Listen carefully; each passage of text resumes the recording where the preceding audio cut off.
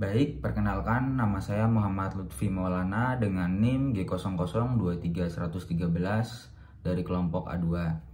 Kali ini saya akan menerangkan tentang laporan anatomi mengenai topik ACL, plexus brachialis, dan regiodorsum dari ekstremitas inferior. Pertama-tama itu ada cedera ACL. Jadi apa sih penyebab cedera ACL ini? Yang pertama itu ada ketika lutut mengalami putaran atau gerakan tiba-tiba yang kuat, seperti saat berubah arah mendadak atau melompat. Yang kedua ada hentakan kuat atau benturan, misalnya dalam kontak fisik saat berolahraga seperti sepak bola atau saat bermain basket. Yang ketiga itu ketika kurangnya pemanasan dan peregangan yang tepat sebelum berolahraga. Lalu selanjutnya ini apa aja sih osa yang menyusun artikulatio dari ACL ini? Jadi itu yang menyusun ada os femur, ada os patella, dan os tibia. Artikulationya itu ada artikulatio femoropatellaris, dan artikulatio femorotibialis. Nah, selanjutnya ada apa aja sih ligamen penguat artikulatio dari genus? Ada beberapa yang utama, yaitu contohnya ligamen menis femoral posterius, ada ligamen collateral tibial, ligamen popliteum obliquum, ligamen cruciatum posterius, ligamen cruciatum anterius, serta ligamen collateral fibular, dan masih ada beberapa lainnya. Lalu apa aja sih otot dan tendon yang berperan? Nah, itu ada musculus quadriceps femoris dan ada hamstring muscle. Nah, untuk musculus quadriceps femoris ini dibagi lagi menjadi tiga, ada musculus rectus femoris, musculus factus lateralis, dan musculus vastus medialis. Nah, untuk hamstring muscle sendiri itu ada biceps femoris, semitendinosus, semimembranosus. Itu aja. Nah, selanjutnya apa aja bursa khas yang menyusun struktur tersebut? Itu ada bursa subpoplitea, ada bursa suprapatellaris, bursa subfacialis prepatellaris, dan bursa infrapatellaris profunda. Selanjutnya apa aja arteri dan vena yang melewatinya? Itu ada, untuk arterinya itu ada arteri tibialis anterior, arteri femoralis, arteri poplitea, arteri tibialis posterior, dan ada arteri fibularis. Nah, sedangkan untuk vena yang melewatinya itu contohnya ada vena sapena parva, vena savena magna, sama vena femoralis. Lalu selanjutnya apa sih plexus brachialis itu? Lalu fungsinya buat apa?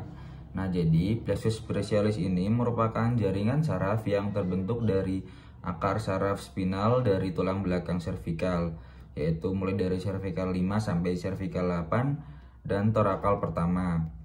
Nah, lokasi dari plexus brachialis ini itu ada di daerah leher dan bahu. Nah, untuk fungsinya itu mengontrol gerakan dan sensasi pada lengan bahu dan sebagian dada. Selanjutnya itu bagaimana perjalanan dan pembagian plexus brachialis hingga menjadi nervi di perifer. Nah, jadi pertama-tama itu mulai dari akar saraf spinal.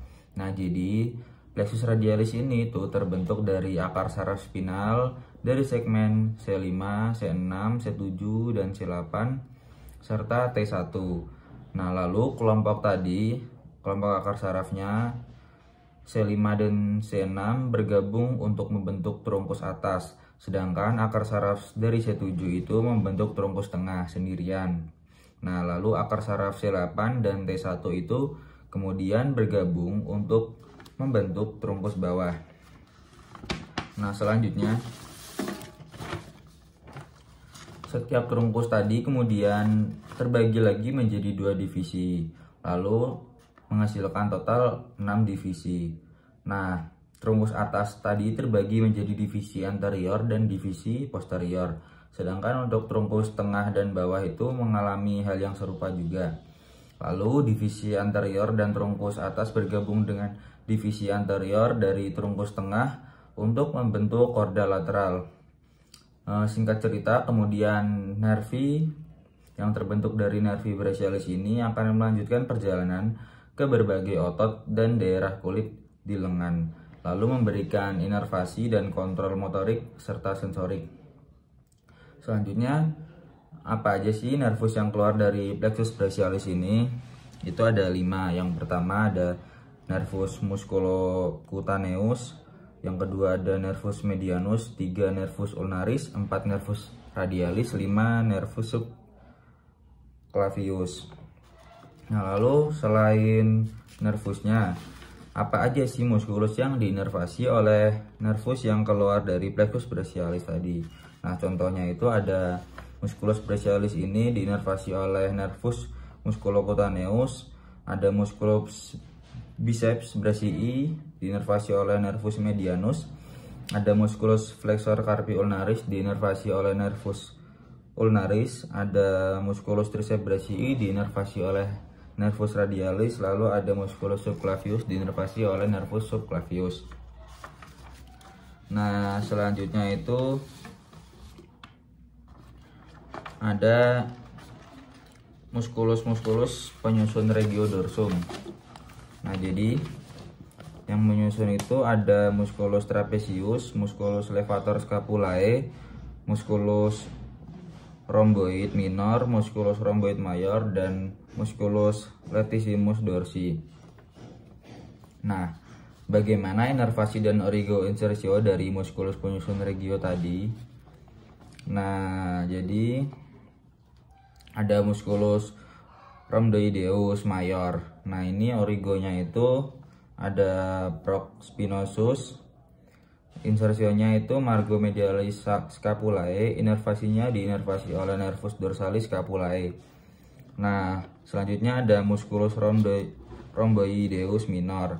Ini origonya itu prospinosus, insersionya margomedialis scapulae juga, diinervasi oleh nervus dorsalis scapulae juga. Lalu selanjutnya ada musculus trapezius. Itu origonya protuberantia occipitalis externa, prospinosus VC7.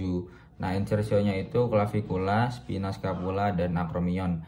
Diinervasi oleh nervus accessorius. Selanjutnya ada musculus latissimus dorsi, itu origonya prospinosus VT7 sampai 12. Lalu ada spina iliaca, 4 costae bagian bawah. Nah, lalu insersionya itu sulcus intertubercularis humeri dan diinervasi oleh nervus thoracica. Selanjutnya ada musculus levator scapulae. Origonya itu proctan versus VC1 sampai 4. Insersionya itu margomedialis scapulae, lalu diinervasi oleh nervus dorsalis scapulae. Selanjutnya, apa aja yang saya ketahui mengenai wing scapula dan penyebabnya itu? Jadi wing scapula ini terjadi ketika otot-otot di sekitar tulang scapula tidak berfungsi secara normal, lalu menyebabkan sudut atau tepi menonjol keluar dari tubuh. Nah, biasanya ini disebabkan oleh beberapa faktor, termasuk cedera saraf atau otot, kelemahan otot, atau masalah saraf tertentu.